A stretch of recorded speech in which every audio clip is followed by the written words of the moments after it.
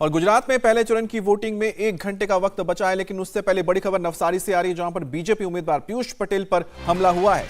नवसारी के कांग्रेस उम्मीदवार पर हमले का आरोप लगा हुआ है। जरी गांव के पास 30 से 40 अनजान लोगों ने पीयूष पटेल की गाड़ी पर हमला किया। गंभीर रूप से पीयूष पटेल घायल है और अस्पताल में उनको भर्ती करा दिया गया है। विधायक अनंत पटेल पर इस पूरे हमले का आरोप लगाया।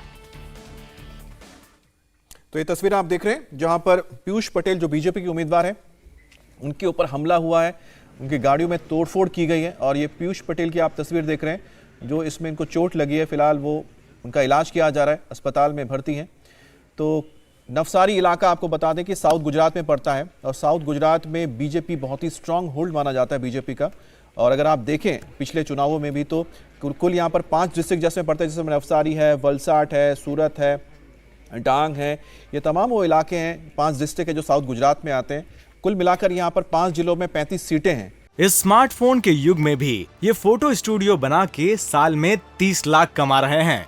आपको भी ये कमाना है, उनसे सीखना है, तो फ्रीडम ऐप को अभी डाउनलोड कीजिए। और 35 सीटों में आप समझिए कि बीजेपी ने करीब 25 सीटें जीती थी पिछली बार भी, और उससे पहले तो 28 सीटें जीती थी 2012 में। तो बीजेपी के स्ट्रांग होल्ड में बीजेपी के उम्मीदवार पर हमला क्या बताता है? हमारे साथ हमारे संवाददाता भी जुड़ गए हैं, जिनसे हम बात करेंगे। इस वक्त दिनेश मौर्य सूरत में मौजूद है और वलसाड में सचिन चौधरी हैं।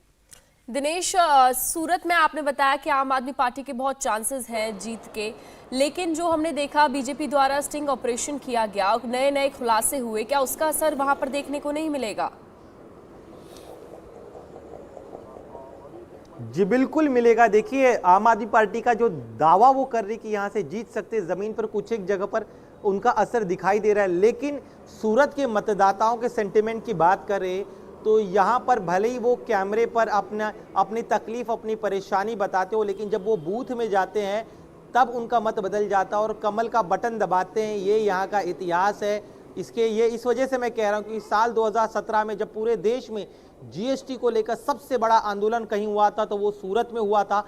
पाटीदारों का सबसे बड़ा आंदोलन जो है सूरत में हुआ था। इतनी नाराजगी के बावजूद भी बीजेपी जो है यहाँ के मतदाताओं को, यहाँ के व्यापारी वर्ग को, यहाँ के रत्न कलाकारों को, या फिर यहाँ पे जो प्रवासी मजदूर रहते हैं, जो अब यहाँ के मतदाता है, उन सभी को साथ लेकर चलने के लिए जो है रणनीति बनाती, वो हर बार काम आती है। यहाँ पर इस बार भी जो है बीजेपी ने पहले से ज्यादा जोर लगाया हुआ है। योगी आदित्यनाथ को यहाँ पे मैदान में अच्छा दिनेश, क्या वोटिंग के लिए लोग पहुंचने लगे हैं? तो इससे समझ जी दिनेश, वोटिंग के लिए अगर कुछ लोग पहुंचने लगे हैं तो उनसे बात कीजिएगा। अभी तक तो नहीं, अभी तक जो लोग,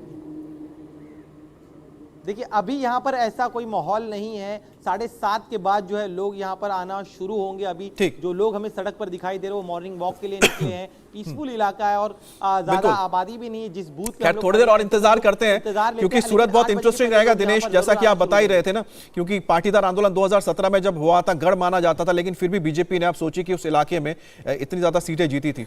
और साथ ही अब तो सचिन भी हमारे साथ है। सचिन, वलसाड के इलाके में आप आते हैं, साउथ का इलाका पड़ता है, लेकिन ये सबसे बड़ी बात है कि जिस इलाके में आप हैं उस इलाके में काफी इन्फ्लुएंस पड़ता है नॉर्थ महाराष्ट्र का, क्योंकि बिल्कुल महाराष्ट्र के साथ ये इलाका लगा हुआ है। इस इलाके में एक मिक्स पॉपुलेशन भी है। आपको क्या लगता है इस इलाके में कुछ खास असर देखने को मिल रहा है इस बार? जी बिल्कुल, आपने सही कहा कि ये जो पार्टी विधानसभा जो चुनाव क्षेत्र है, और वलसाड जो जिला है वो महाराष्ट्र और दाऊद दमन के बॉर्डर से सटा हुआ जिला है। तो ऐसे में यहाँ पर मिक्स पॉपुलेशन है। खासतौर पर यहाँ पर जो कोली समाज आता है, जिसको मछुआरा समाज कहा जाता है, वो बड़ी तादाद में, और घोड़िया पटेल जो है उनकी संख्या यहाँ पर बड़ी तादाद में है। उसके बाद देसाई कम्युनिटी है। इस स्मार्टफोन के युग में भी ये फोटो स्टूडियो बना के साल में 30 लाख कमा रहे हैं।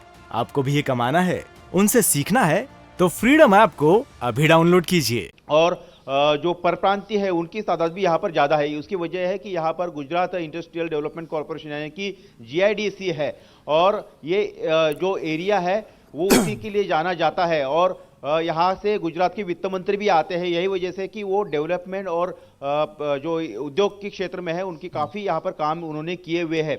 और ऐसे में उनका एक बीजेपी का होल्ड हमेशा यहाँ पर रहा है, रोजगार देने को लेकर हो या फिर स्वास्थ्य के क्षेत्र में हो, शिक्षा के क्षेत्र में हो, डेवलपमेंट के वर्क को लेकर बीजेपी काफी कॉन्फिडेंट है। और यहाँ पर प्रधानमंत्री नरेंद्र मोदी का रोड शो भी हो चुका है, यहाँ पर उन्होंने एक रैली भी की है जिले में, तो इसको लेकर तो लोगों सचिन में शायद यही वजह से लगता है, क्योंकि जिस तरह से दिनेश बता रहे हैं, जैसा कि आप बता रहे हैं, क्योंकि साउथ गुजरात में आप दोनों ही हैं, आप दोनों ही इंडस्ट्रियल और कह सकते हैं कि ट्रेडिंग हब में हैं, और गुजरात को प्रधानमंत्री मोदी ने हमेशा से आप कहे हैं कि जब से सीएम बने थे लगातार उन्होंने कोशिश की है कि उसका इकोनॉमिक डेवलपमेंट हो, इंफ्रास्ट्रक्चर डेवलपमेंट हो, जो वहां पर दिख रहा है।